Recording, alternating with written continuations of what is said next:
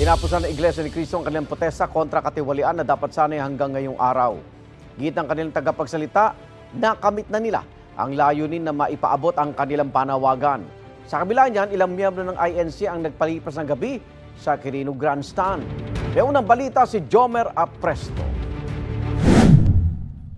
Nagmistulang camping site dahil sa dami ng mga nakalatag na tent ang bahagi ng Quirino Grandstand sa Maynila pasado alas 12 ng hating gabi. Yan ay kahit tinapos na ng maaga ang sanay 3-day rally ng Iglesia ni Cristo. Naabutan pa namin ang pamilyang ito na mula Tondo na nagluluto at doon na nagpalipas ng gabi. Wala lang kasi parang masaya lang, gano'n, sisilitin din. Marami pa rin naman kami mga kasama na hindi sumabay sa dami ng yung daloy ng traffic, kaya yung iba nagpa-extend na rin sila. Ang pamilya namang ito galing pa raw ng Cagayan Valley at dumating sa Maynila noong linggo ng umaga.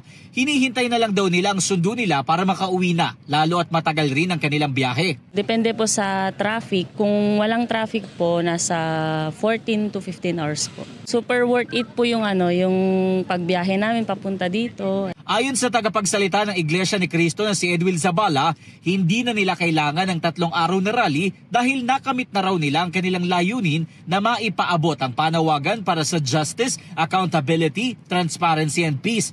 Batay sa pinakahuling datos ng Manila Police District, umabot sa 550,000 ang crowd estimate bandang alas 8 kagabi. Dumating ang mga truck na naghakot ng mga basura sa Quirino Grandstand. Bagaman tapos na ang rally, sarado pa rin ang bahaging ito ng Ross Boulevard. Nakabarikada rin ang bahagi ng Ayala Boulevard, gayon din ang bahagi ng Recto Avenue papunta sa Menjola. Ito ang unang balita. Jomer Apresto para sa GMA Integrated News. Igan, mauna ka sa mga balita, mag-subscribe na sa GMA Integrated News sa YouTube para sa iba't ibang ulat sa ating bansa.